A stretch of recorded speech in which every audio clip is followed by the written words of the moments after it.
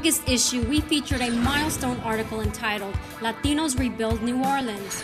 For the first time ever, not only were we armed with a pen and pad, we also came with a video camera. It has been 3 years since Hurricane Katrina hit New Orleans. Thousands of undocumented Latino day laborers came to help rebuild the city. It's been said, thanks to these workers, they have shaved off 30 years of construction. The Latino population has grown exponentially. This could mean an opening for political power.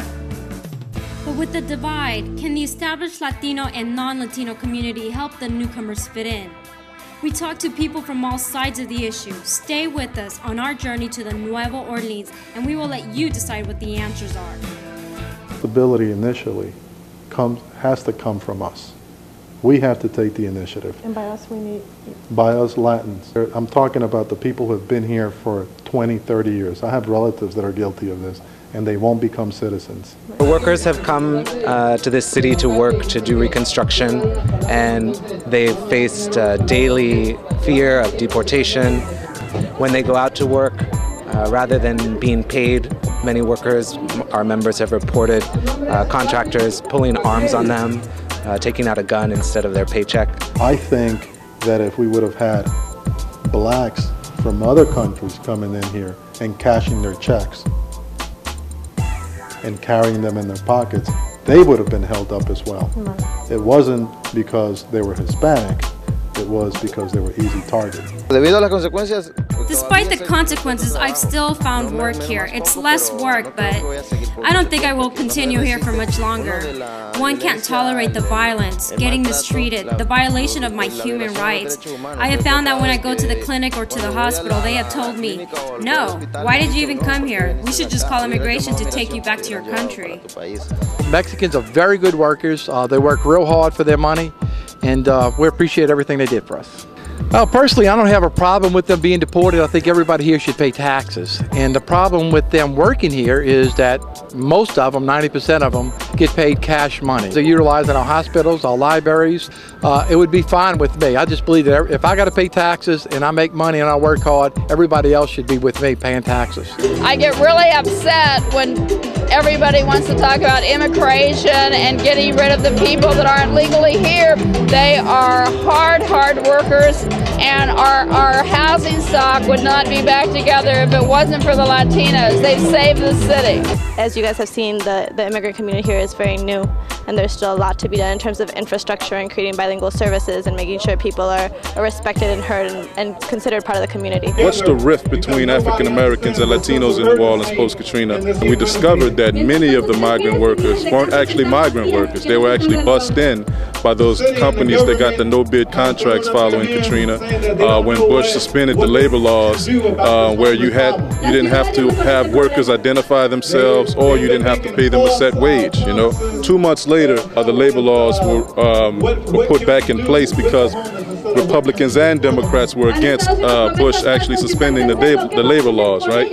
And we found that it's mainly because of those companies bringing in labor as opposed to using the labor that's here. Both should have the opportunity to work, for a set wage where you don't have to pit people against each other. Without a bunch of these guys in town, and again, I don't like to stereotype, but New Orleans, the Americans, they're not there to help. If it wasn't for a lot of these guys, New Orleans wouldn't be rebuilt. And people need to understand that. And they may not like them, but you can bet everybody's trying to find them and hire them.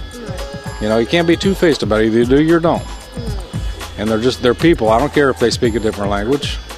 I'd rather have these guys than a bunch of Americans. I'm telling you, because they work hard. Yes, we did grow in numbers after Katrina. But that doesn't mean that that's going to create more opportunities for us. Why limit yourself to only cleaning houses when you can own a janitorial company? And you can only achieve those things by incorporating yourself into the system. 3 months after Katrina, my brother, he came for New Year's, and he's the one that started talking. He said, you know what, it's a good opportunity you move to New Orleans, because after the storm, a lot of people asked for food, and in that time I was in Eagle Pass, and I had my food mobile trailer. So after 3 months, I'm deciding to come here in New Orleans and start my new business in here. After pay rent for 2 years, the owner, decided to, and he proposed to sell the house to me. So it's 25 years, working hard for pay, but now I'm on. It's a good thing. I'm not gonna pay rent no more. I pay my own, so I'm very excited for that too.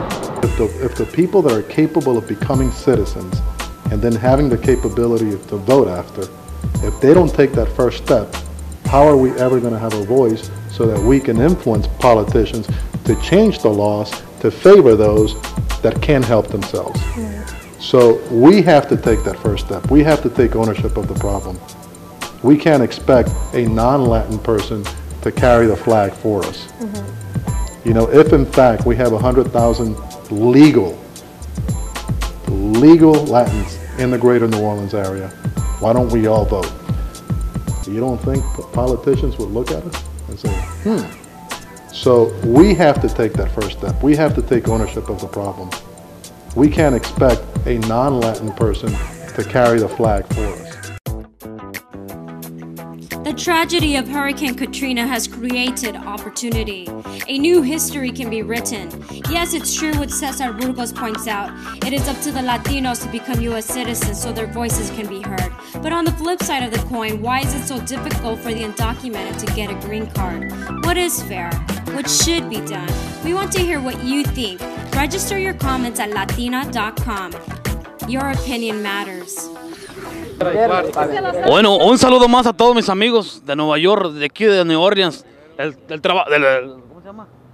El Congreso de Jornaleros. Y aquí su servidor Raimundo Garduño, alias el Tigre del Sur. Un corridazo que le hice al Congreso, dice así: solo a los hombres valientes se les compone un corrido. Yo se lo he compuesto para todos mis amigos, Congreso de Jornaleros, en Ciudad de Nueva Orleans. Somos gallos muy jugados y que nunca nos rajamos. Después de pasar Katrina, la limpieza empezamos trabajando duramente, como los grandes soldados.